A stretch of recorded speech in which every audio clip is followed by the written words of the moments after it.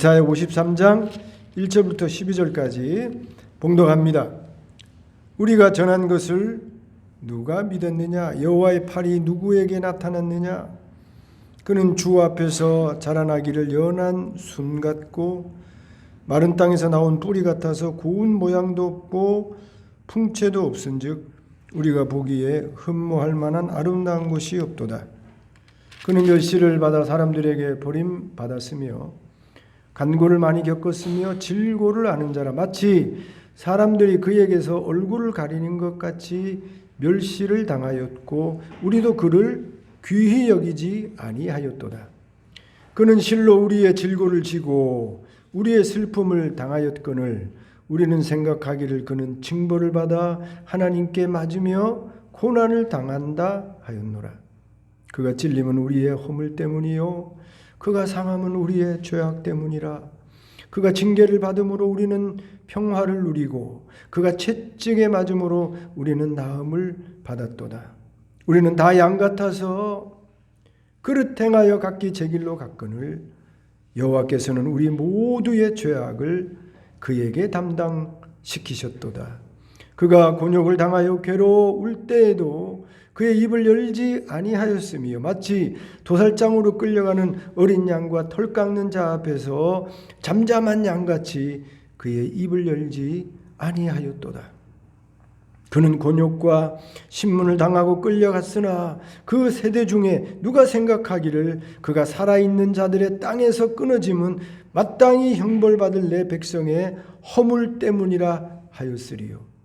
그는 강포를 행하지 아니하였고 그의 입에 거짓이 없었으나 그의 무덤이 악인들과 함께 있었으며 그가 죽은 후에 부자와 함께 있었도다.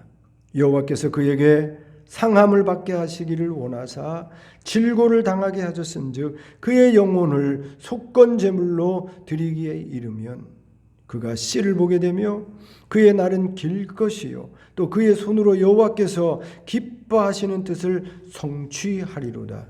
그가 자기 영혼에 수고한 것을 보고 만족하게 여길 것이라. 나의 의로운 종이 자기 지식으로 많은 사람을 의롭게 하며 또 그들의 죄악을 친히 담당하리로다. 그러므로 내가 그에게 존귀한 자와 함께 몫을 받게 하며 강한 자와 함께 탈취한 것을 나누게 하리니 이는 그가 자기 영혼을 버려 사망에 이르게 하며 범죄자 중 하나로 헤아림을 받았음이니라. 그러나 그가 많은 사람의 죄를 담당하며 범죄자를 위하여 기도하였느니라. 아멘.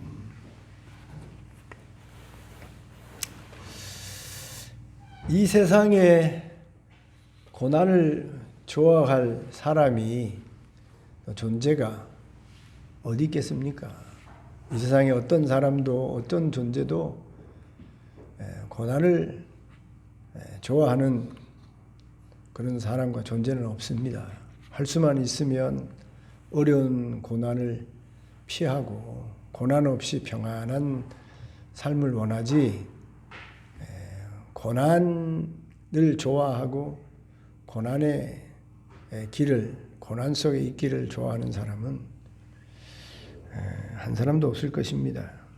그런데 이렇게 다 싫어하는 고난을 하나님이 보내신 메시아 예수님은 이 세상에 그 어떤 인간도 그 어떤 존재도 겪어보지 못할 정말 끔찍하고 힘들고 어려운 고난을 우리 예수님께서 당하셨습니다. 말씀드린 대로 어떤 인간도 어떤 존재도 겪어보지 못할 그런 끔찍한 고난을 우리 메시아이신 예수님이 당하셨는데 그 예수님이 당하실 고난을 예수님이 오시기 전 정확하게는 한 780년 전, 약 800년 전에 이사야가 여기 이사야 53장에 오실 메시아가 당할 고난을 아주 구체적으로 정확하게 예언해 놓았다는 것입니다. 크게 네 가지로 오실 메시아가 예수님이 당할 고난을 여기 기록해 놓았는데요. 첫째로 그 오실 메시아 예수님이 당하실 고난을 인간이 되어 당하는 고난으로 여기 예언해 놓았습니다. 메시아는요, 메시아 중에 메시아인 예수님은 이 땅에 오시기 전에 로고스였습니다. 로고스. 좀 어려운 말이지만 쉬운 말로 번역해서 말씀드리면 말씀이었다는 겁니다. 하나님이 창세기 1장 1절에 보면 대체 하나님이 천지를 창조하시니라 말씀하시면서 가라사대 빛이 있으라 가라사대 하셨지 않습니까? 하나님이 이 세상을 창조하되 가라사대 말씀으로 창조하셨어요. 그 가라사대 말씀으로 이 세상 모든 만물이 창조되도록 그때 창조의 역할을 하신 그 분이 로고스 하나님이에요. 말씀 하나님이에요. 예수님이 이 땅에 오시기 전에는 말씀 하나님으로 하나님과 함께 영광 중에 계셨던 분이셨던 그런 분인데, 그 영광 중에 계시던 말씀 하나님이, 로고스 하나님이 이 땅에 인간으로 오셨습니다. 그게 고난이에요. 그게 고난. 하나님은 창조주 하나님 아닙니까? 다른 말로 말하면 창조주이기에 못할 일이 없는, 다른 말로 말하면 전능한 하나님이라니까요. 무엇이든지 다 할 수 있는 분이 하나님이에요. 모든 것을 할 수 있는 전능한 하나님이신 로고스 하나님이 인간이 되어서 이 땅에 오신 그 자체가 고난인 것입니다. 여러분, 우리나라 마라톤 잘하는 선수가 아니십니까? 이봉주 씨. 올림픽에서 뭐 금메달인가요? 은메달인가요? 동메달인가요? 몇 개나 따지 않았습니까? 뭐 보스턴, 미국의 보스턴 또 올림픽에 가서도 메달을 따고 아주 유명한 선수 아닙니까? 뭐 달리기라고 한다면, 뭐 특별히 마라톤이라고 한다면 그 누구에게도 뒤지지 않는 그런 대단한 사람 아닙니까? 그런데 이분이요, 몇 년 전에 갑자기 공을 차다가 축구하다가 허리가 구부러졌어요. 허리가 그냥 구부러진 정도가 아니라 꼬부랑 할머니처럼 이게 굽어져서 펴지지가 않는 겁니다. 병원에 가서 진찰을 받고 뭐 이런저런 시술을 받고 뭐 여기저기 찾아가서 치료를 받았는데도 이 굽어진 허리가 펴지지 않는 거예요. 얼마나 답답했겠습니까? 마음대로 뛰어다니던 사람이, 뛰어다니는 일에는 그 누구에게도 뒤처지지 않는 사람이 갑자기 공을 차다가 허리에 고장이 와가지고 허리가 구부러져서 달리지도 못하고 불편하게 몸이 마비가 되어서 몇 년 동안 그렇게 살 때에 얼마나 불편했겠어요. 다행히 최근에 회복이 되어져서 다시 펴졌어요. 참 감사한 일이죠. 그런데 이봉주 씨가 얼마나 이 마비가 됐을 때 불편함을 느꼈겠습니까? 말할 수 없는 고통을, 불편함을 느꼈을 거예요. 예수님이 당하신 고난이 그런 고난인 것입니다. 하나님이라서 못하실 게 없고 아니 계신 것이 없고 무엇이든 할 수 있는 전능한 하나님이 한계 있는, 우리 인간은 시공간에 제약이 있지 않습니까? 과거로 갈 수가 없어요. 미래로 갈 수가 없어요.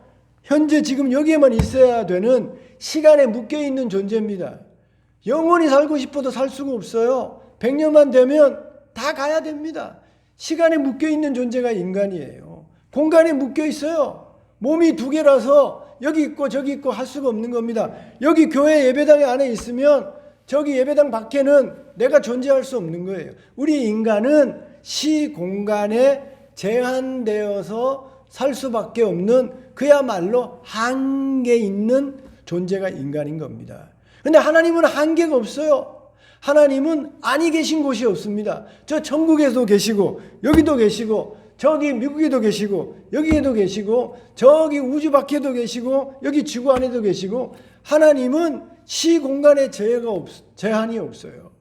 과거에도 계셨고 지금도 계시고 미래에도 계시고 영원부터 영원까지 계시는 분이 하나님이신 것입니다. 그런데 그렇게 시공간에 제약이 없고 전능한 하나님이 한계 있는 시간과 공간 속에 한계 있는 인간으로 오셨다는 게 그게 고난인 겁니다.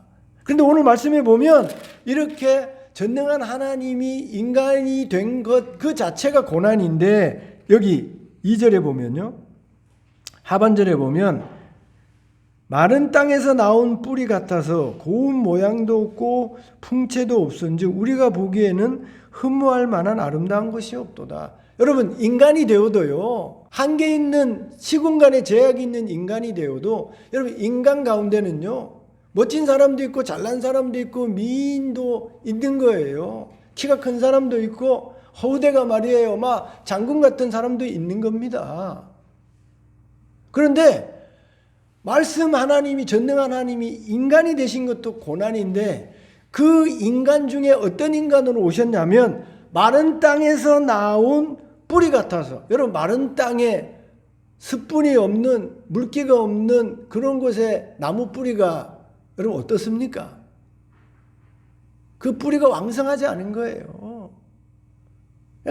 근근히 물을 빨아먹기 위해서 그 몇 가닥 남아있는 뿌리 같은 것입니다. 이게 뭘 말하는 거예요? 우리 예수님이 인간이 되셨는데 인간 중에서도 뭐 허대 좋은 아주 미남으로 180에 190에 뭐 근육이 빵빵한 그런 멋있는 사람들이 보면 흠모할 만한 그런 인간으로 초인으로 오신 게 아니라 보잘것없는 사람들이 보면 아무 매력을 끌 수 없는 그런 인간으로 오셨다는 거예요. 제가 영국에서 공부할 때 우리 집사람과 함께 아이들과 저기 서쪽에요. 아주 아름다운 곳으로 교인들과 함께 여행 간 적이 있어요. 그래서 잠깐 그 쉬는 시간에 우리 집사람하고 아이들하고 마을에 잠깐 갔는데 그 영국인들이 저한테 말해요. 우리 식구들한테 칭키 그러더라고요. 그게 뭔 말이냐면 쉽게 말하면 중국 떼놈이란 말이에요. 중국 놈이라네. 중국인이라는 거예요. 아주 우리를 멸시해서 낮게 보아서 하는 말인 것이죠. 아마 그럴 것이에요. 여러분 주위에 필리핀이나 태국이나 여기 뭐 방글라데시나 오늘날에 많은 외국인들이 우리나라에 와서 살지 않습니까?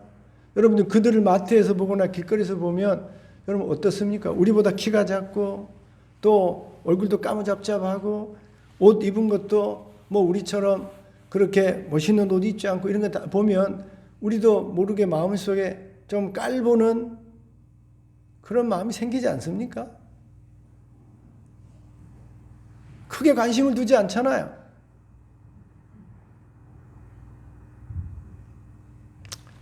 그런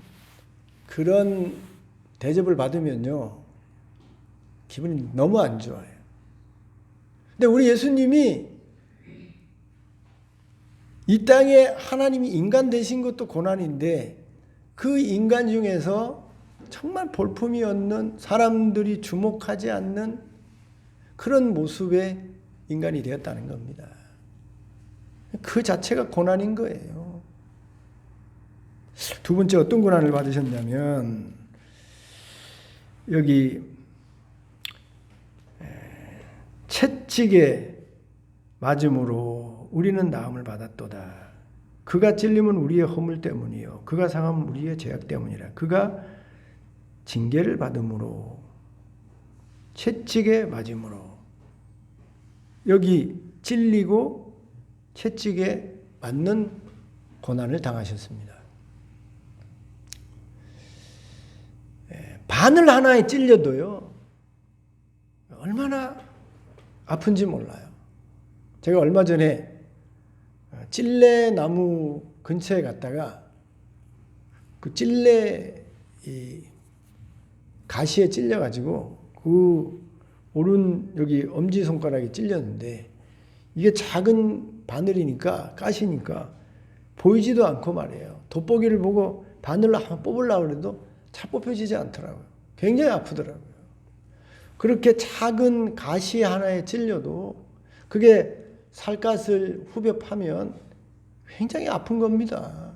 빠지지 않으면 계속 우리에게 고통을 주는 거예요. 신경을 쓰게 하는 겁니다. 그런데 우리 예수님이 당한 고난은 그 작은 바늘의 찔림도 고통인데 우리 예수님께서 옆구리에 창에 찔리지 않았습니까? 얼마나 물론 죽으신 것을 확인하기 위해서 창으로 찔른 거지만 여러분 내 옆구리에 그 날카롭고 긴 창살이 들어온다고 생각해 보십시오. 그 고통이 얼마나 크겠어요. 그리고 우리 예수님이 채찍에 맞는 고난을 당하셨습니다. 뭐 요즘에는 채찍이라는 형벌이 없습니다만 과거에 우리나라에도 채찍이 있었고요. 특별히 이 로마인들이 때리는 채찍은요, 그냥 죽이려고 하는 채찍인 것입니다. 채찍 끝에요, 동물의 뼈를 답니다. 특별히 이빨을요. 동물의 날카로운 이빨을 채찍 끝에 달아서 채찍을 때리면 채찍이 그 몸을 휘감지 않습니까? 팔을 때리면 팔을 휘감고 몸을 때리면 몸을 휘감는 거예요. 그리고 다시 채찍을 다시 때리려고 당겨야 되지 않습니까? 당기는 순간 감았던 휘감았던 그 채찍이 그 채찍 끝에 묶여있던 동물의 날카로운 이빨과 뼈가 살점을 뜯어내는 겁니다. 얼마나 여러분 채찍에 맞을 때 고통이 심했겠습니까? 우리 예수님께서 이 땅에 인간으로 오셔서 보잘것없는 모습으로 오셔서 로마 군병들에게 잡혀서 예수님이 그런 채찍을 맞는 고난을 당하셨습니다. 제가 찔린 얘기를 잠시 드렸습니다만 머리에 가시면류관을 쓰셨잖아요. 여러분 우리나라에 아주 고약한 가시가 있죠. 탱자가 있어요. 탱자나무 보시면 가시가 얼마나 길고 그게 얼마나 날카롭고요. 또 얼마나 센지 몰라요. 제가 어렸을 때에 강에 가서 다슬기를 잡게 되면 그것을 먹기 위해 가지고 동네 탱자나무 가시를 이렇게 잘라가지고 뽑아 먹었던 기억이 납니다. 탱자가 나무 가시가 그렇게 길어요. 근데 제가 이스라엘에 가보니까 그 이스라엘의 광야 같은 데 가면요, 다 가시나무예요. 그 메마른 땅에서 살기 위해 가지고 나무들이요, 이 증발시키지 않기 위해서 가시나무들이 그렇게 많아요. 여러분, 법궤를 만든 조각목, 그 조각목도요, 다른 말로는 시띠나무라고 하는데 그게 가시나무예요. 광야에서 살아남기 위해서 선인장처럼 다 가시를 냅니다. 그런데 그 가시를 보면요, 작은 가시가 아니에요. 우리 거의 탱자나무 가시 같은 그런 가시인 겁니다. 그런 가시로 면류관을 만들어서 예수님 위에 이렇게 살푸시 놓았겠습니까? 그 로마 병정들이 예수님을 비웃기 위해서 그 가시면류관을 만들어서 그 날카로운 가시관을 예수님 머리 위에 씌울 때 가볍게 놓은 게 아니라 그냥 푹 씌우지 않았겠어요? 한번 상상해 보세요. 그 날카로운 가시가 이 두피를 뚫고 들어왔을 때 느끼는 고통이 얼마나 컸겠습니까? 그런 고난을 예수님 받으셨어요.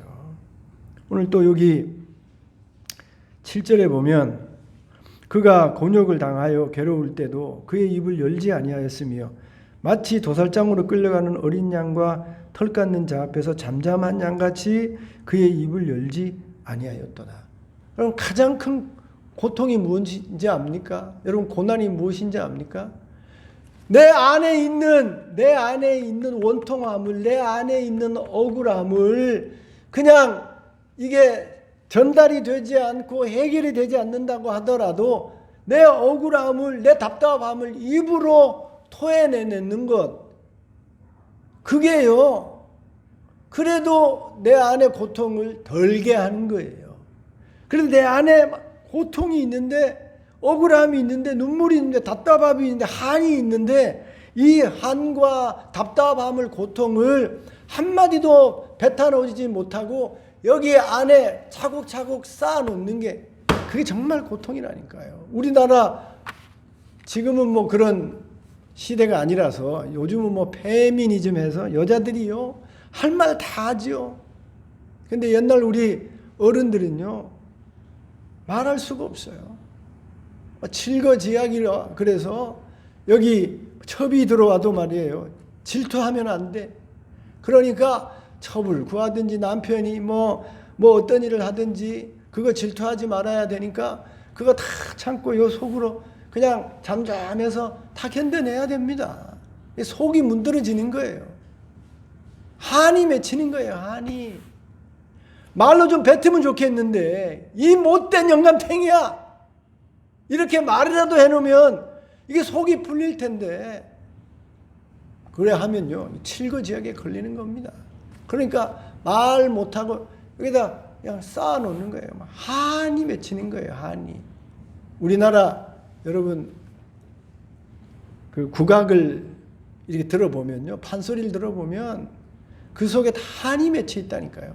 뭔가 그 리듬이, 운율이 들어보면 막 즐겁게 쾌활하고 춤추고 뭐 그런 것도 있습니다만, 들어보면 막 슬프고 애절하고 가슴 아픈 그러한 리듬이고 그러한 운율이에요. 그 왜 그렇습니까? 속으로 삭혀야 되니까, 말 뱉으면 안 되니까, 잠잠해야 되니까, 그러니까 힘들고 힘든 겁니다. 우리 예수님께서 아무 죄도 없어요. 하나님이세요. 가장 의로운 분이세요. 가장 선한 분이세요. 그런데 우리 하나님이, 예수님이 마치 죄인처럼 억울한 일을 당하신 겁니다. 그런데 그 억울함을 말할 수가 없어요. 내가 아무 죄도 없다. 내가 너희들한테 행한 것은 악한 게 아무것도 없다. 얼마든지 말할 수 있는데 예수님이 말할 수 없는 겁니다. 말하면 하나님의 뜻을 이룰 수 없는 거예요. 그러니 하나님의 뜻을 순종해서 살기 위해서 그 억울하지만 아무 죄도 없으시지만 우리 예수님이 아무 말씀하지 않고 그냥 입 닫고 마치 죄인처럼 그 모든 비난과 그 모든 그런 말들을요 다 예수님이 받아서 그냥 잠잠한 것입니다. 그게 고난이에요. 그게 고난이에요.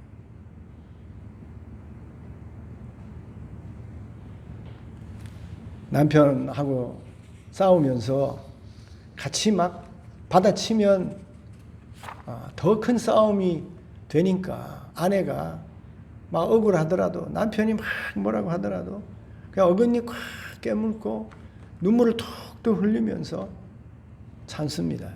그게 고난입니다. 정말 힘든 거예요. 아내가 막 바가지를 끓는데 그냥 바가지가 아니에요. 막 너무너무 막 폐부를 막 이 찢는 그런 아픈 바가지를 끓습니다. 그런데 남편이 그 바가지 끓는 아내하고 같이 맞받아쳐서 싸우면 막 쪼개지고 가정이 이혼까지 가고 그렇게 될 수 있으니까 막 어금니 꽉 깨물고 참습니다.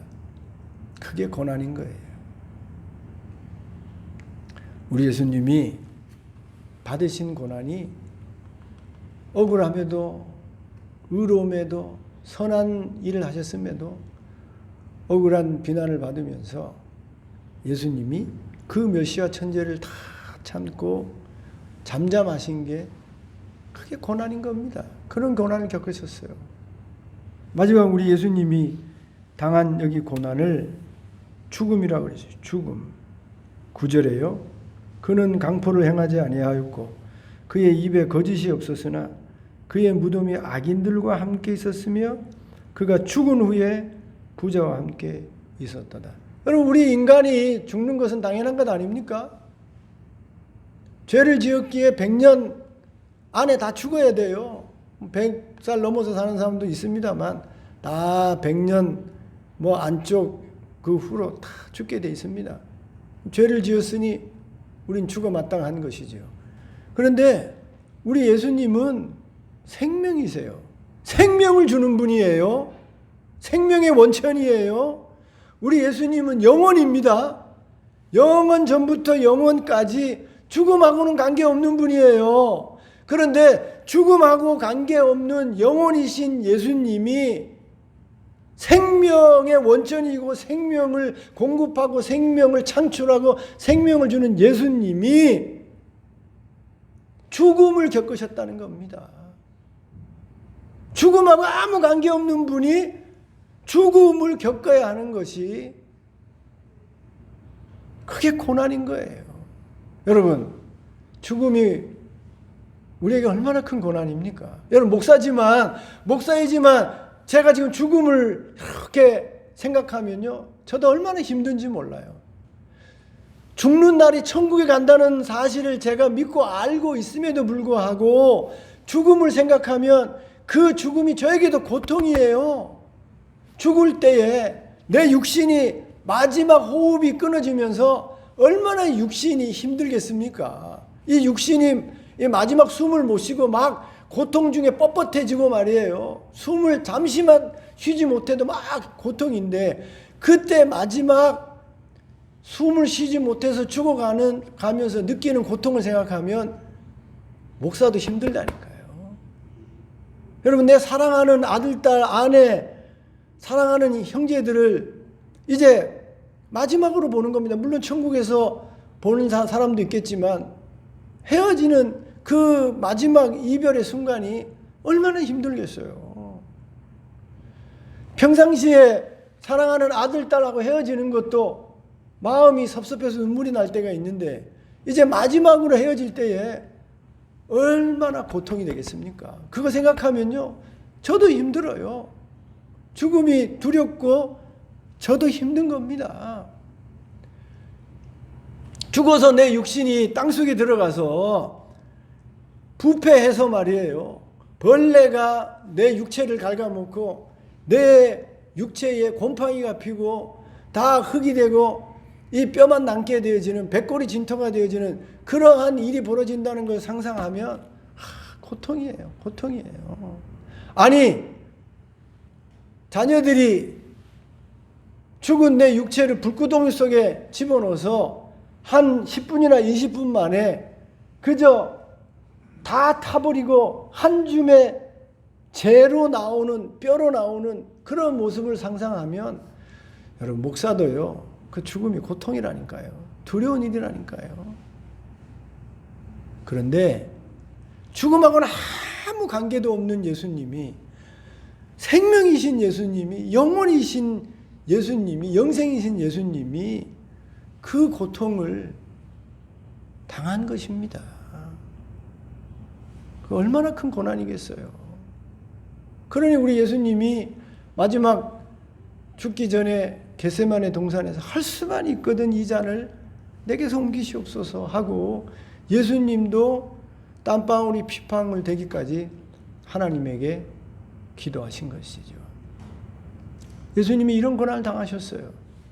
그럼 왜 예수님이 이런 고난을 당해야 됩니까?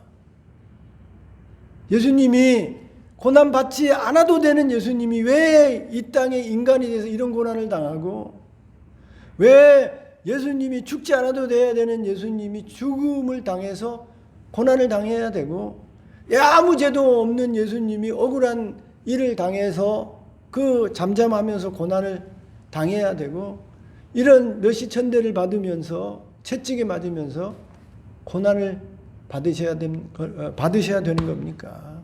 오늘 본문이 왜 고난받지 않아도 되는 예수님이 메시아가 고난을 받아야 되는지 그 이유를 여기 적고 있습니다. 4절 한번 읽어봅시다. 4절 시작. 그는 실로 우리의 질고를 지고 우리의 슬픔을 당하였거늘 우리는 생각하기를 그는 징벌을 받아 하나님께 맞으며 고난을 당한다 생각하였노라. 그가 찔림은 우리의 허물 때문이요 그가 상함은 우리의 죄악 때문이라. 그가 징계를 받음으로 우리는 평화를 누리고 그가 채찍에 맞음으로 우리는 나음을 받았도다. 우리는 다 양 같아서 그릇 행하여 각기 제 길로 갔거늘 여호와께서는 우리 모두의 죄악을 그에게 담당시키셨도다. 하나님은 공의로우신 하나님이라서 하나님은 죄를 가만히 둘 수 없는 겁니다. 죄인은 반드시 심판하고 벌을 내려야 되는 거예요. 그런데 하나님이 벌을 내려서 심판하면 이 세상에 한 사람도 구원받을 사람이 없는 겁니다. 그래서 사랑이신 하나님이 다 심판받아서 죽어야 되는데, 사랑이신 하나님이 어떻게 하면 죽어 심판받아 다 지옥 가야 되는 그 사람들을 살릴 수 있을까 해서 하나님이 만들어낸 유일한 구원의 방법이 대신 벌받게 하는 거예요. 대신 벌받게 해서 구원하는 하나님의 방법은 아담 때부터 하나님이 우리에게 알려주신 방법입니다. 여러분, 아담이 죄를 지었지 않습니까? 그런데 그 죄 지은 아담을 그나마 살릴 수 있는 방법은요, 그 지은 죄를 누군가가 대신 지게 하는 거예요. 그 죄를 지어서 지금 수치를 가리고 숨어있는 그 아담을 밝은 데로 이끌어내어서 다시 살게 하는 기회를 주시는 방법은 그 아담과 하와가 지은 죄를 누군가가 대신 지어서 그 수치를 가려주는 겁니다. 그래서 하나님이 하신 일이 무엇입니까? 가죽옷을 입혀주잖아요. 무화과 나무 잎으로 가렸는데 그 수치를, 그 죄를 가렸는데 누가 그 무화과 나무로 가린 수치를 가죽옷으로 가려줘서 다시 부끄러움 없이 나와서 살게 합니까? 하나님이. 가죽옷을 어떻게 얻게 된 거예요? 누군가가 죽은 거예요. 아무 죄 없는 짐승이 아담과 하와의 수치를 가려주기 위해서 죽어서 가죽을 낸 것입니다. 누군가가 대신 죽어야 돼요. 누군가가 대신 희생해야 돼요. 누군가 대신 피를 흘려야 내 죄가 가리움을 받고 내가 다시 살 수 있는 기회를 얻게 되는 겁니다. 그게 하나님의 구원 방법이에요. 구약에 제사 제도가 있지 않습니까? 송아지가, 양이, 비둘기가 무슨 죄가 있습니까? 송아지가 간음했습니까? 비둘기가 간음했어요? 양이 죄를 지었습니까? 소와 양과 비둘기가 우리 인간이 지은 죄를 지은 적이 없어요. 거짓말하지 않았어요. 미워하지도 않았어요. 죽이지도 않았어요. 그런데 죽이지도 않고 거짓말하지도 않고 간음하지도 않은 소와 양과 비둘기가 간음한 죄인을 위해서, 살인한 인간을 위해서, 미워하고 다툰 인간을 위해서 대신 죽는 거예요. 그래서 살인한 인간 대신 죽어서 살인한 자를 살리고 거짓말한 자를 살리고 다시 살리는 그런 대속의 그런 죽음의 방법을 제사 제도가 보여주는 것입니다. 누군가 대신 죽으면 살 수 있는 거예요. 제가 주일학교 아이들한테 쉽게 설명하는 내용인데 수일학교 아이가 불을 질렀어요. 남의 집을 홀랑 불태웠습니다. 경찰관이 와서 누가 불을 질렀노? 제가 했어요. 제가 불장난하다가 불을 질렀습니다. 그러면 경찰관이 와서 내 이놈 너가 불을 질렀으니 너 감방에 들어가야 되겠다 하고 아이를 붙잡아서 감방에 넣을 수 있습니까? 넣을 수가 없어요. 아이들은 법적인 행위를 할 수 있는 능력이 없는 겁니다. 그럼 어떻게 합니까? 여기 불은 났어. 홀랑 탔고 여기 아이는 할 수 있는 능력이 없어요. 그럼 어떻게 해야 됩니까? 벌은 줘야 되는데 벌 줄 수 있는 아이가 아니에요. 그럼 어떻게 해야 됩니까? 대신 갚아야 되죠. 누가? 부모가 해야 되는 거예요. 나는 불질리지 않았는데 그럼에도 불구하고 내가 아들을 낳은 아버지가 어머니가 되었으니 대신 내가 하지도 않은 벌을 당해서 그 손해를 물어줌으로 아이의 불지른 벌이 사해지는 거예요. 예수님이 왜 인간이 되셨습니까? 하나님인데 왜 인간이 되셨어요? 왜 멸시천대를 받으면서 그 못난 모습으로 아무도 흠모하지 않는 보잘것없는 모습으로 왜 이 땅에 오셨습니까? 왜 창에 옆구리가 찔리고 왜 채찍에 맞습니까? 왜 억울한데도 아무 말 없이 입틀막 해서 아무 말 없이 잠잠히 죽어야 됩니까? 우리 때문이에요. 우리 때문에. 저와 여러분의 살인죄 때문에, 저와 여러분의 거짓말한 죄 때문에, 저와 여러분이 간음한 죄 때문에, 저와 여러분이 악한 길 걸어간 것 때문에 우리 예수님이 그 죄를 대속하기 위해서 아무 죄 없는 예수님이 2000년 전에 십자가에 여러분 못 박혀 피를 흘리고 머리에 가시관을 쓰고 옆구리에 창을 받고 그 억울한 일을 당하면서도 잠잠하면서 그 모진 고난을 다 참아내고 견뎌내신 겁니다. 그래서 저와 여러분이 산 거예요. 그래서 저와 여러분이 용서를 받고 간음해도 살인해도 온갖 죄를 지으며 살아도 그 우리 대신 죽으신 예수님 때문에 저와 여러분의 죄가 가리움을 받고 그래도 당당하게 죄인이지만 이 세상을 살아갈 수 있는 기회를 얻게 된 것입니다.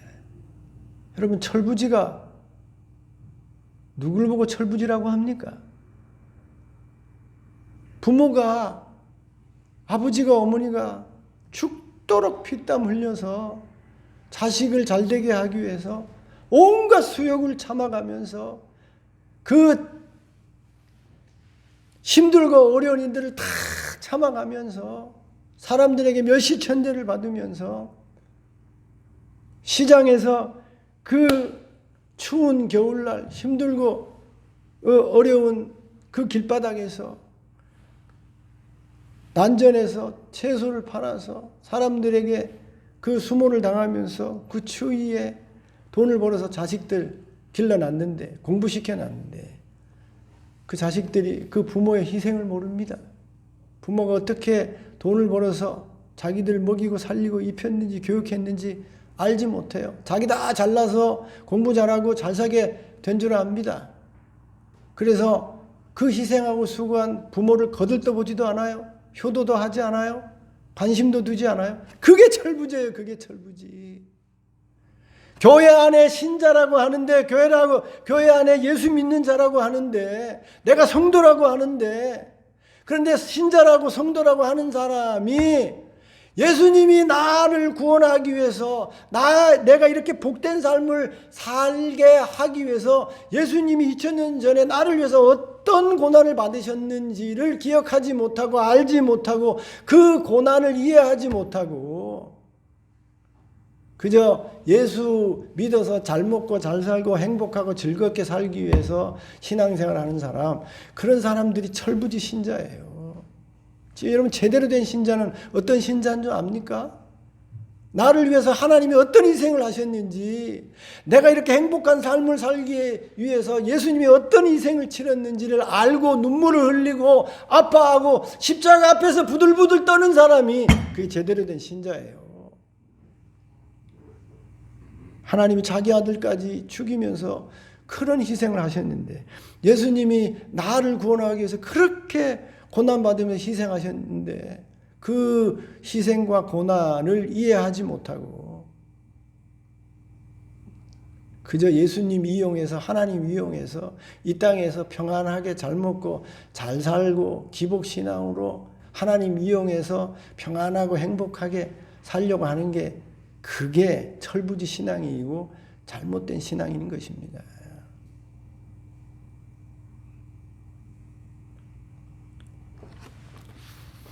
제가 미리 광고를 못해서 성찬식을 못했는데, 여러분 성찬식 할 때요, 정말 내 눈에 눈물이 나와야 돼요. 나를 위해서 피 흘려 살찌서 돌아가신 예수님의 그 살과 피를 기념하는 그 떡과 잔을 먹을 때 여러분 우리 눈에 눈물이 맺혀야 되는 겁니다. 나를 구원하기 위해서 내가 받을 고난과 내가 받을 벌을 대신 받으셔서 희생하신 예수님을 우리가 깊이 알고, 그리고 그 고난을 아는 자로 살아가되 감사하면서 살아가야 되는 거예요. 정말 철부지가 아닌 깨달은 자녀들은요, 어머니 아버지의 그 희생을 알아서 정말 효도하지 않습니까? 우리 그렇게 살아야 되는 거예요. 하나님 앞에, 예수님 앞에. 그리고 예수님이 우리를 위해서 희생해서 우리를 복되게 살게 하신 것처럼 우리도요, 또 다른 사람들의 행복과 복됨을 위해서 예수님처럼 우리도 기꺼이 희생하고 고난받을 수 있어야 하는 것입니다. 예수님이 우리의 구원과 행복을 위해서 희생하셨잖아요. 고난받으셨지 않습니까? 그러니 우리도 다른 사람의 구원과 행복을 위해서 예수님처럼 희생하고 고난의 길을 걸어갈 수 있어야 되는 거예요. 내가 좀 희생해서, 내가 좀 고난받아서 내 자식이, 내 부모가, 내 형제가 행복하고 즐겁고 웃을 수 있으면 얼마든지 그들의 행복과 기쁨과 즐거움을 위해서 우리가 예수님처럼 희생하고 고난의 자리로 내려갈 수 있어야 하는 겁니다. 그게 제대로 하나님을 아는 신자가 신앙생활하며 걸어가야 될 길인 거예요. 그래서 예수님이 하신 말씀이, 누구든지 나를 따라오거든 자기 십자가 지고 나를 따라와야 된다. 좁은 길 걸어가야 된다. 그 뜻이 무엇 의미하는 겁니까? 예수님처럼 희생해서 고난받아서 다른 사람을 살리라는 거예요. 살리라는 거예요. 우리 인간이 얼마나 이기적인지 나를 위해서 다른 사람을 희생시키려고 하지요. 남편을 희생시켜가지고 자기가 공주처럼 살려고 그래요. 다 잘못된 겁니다. 남편은 용접하고, 남편은 가서 그냥 아침부터 저녁까지 그냥 땀 흘려 목숨 걸고 일해서 그냥 자식하고 아내 먹여 살리려고 하는데, 아내는 그 남편의 희생을 가지고 카페 가서 커피 마시고 좋은데 뭐 백화점 가고 그걸로 사고 먹고, 그거요, 그렇게 사는 게 아니라니까요. 나의 희생을 통해서, 나의 고난을 통해서 또 다른 사람이 행복해지고, 또 다른 사람이 살고, 또 다른 사람이 웃고, 그렇게 사는 게 그게 신자의 삶인 거예요. 하나님 그런 삶을 복된 삶이라고 하고, 그런 사람을 칭찬하시고, 그런 삶을 잘 사는 삶이라고 하나님 박수 쳐주시는 것입니다. 오늘 고난주일인데 우리를 위해서 고난당하신 예수님의 고난을 깊이 새기면서 그 의미를 알아서 바르게 신앙생활하고 살아가는 저와 여러분 될 수 있기를 주님의 이름으로 축원드립니다.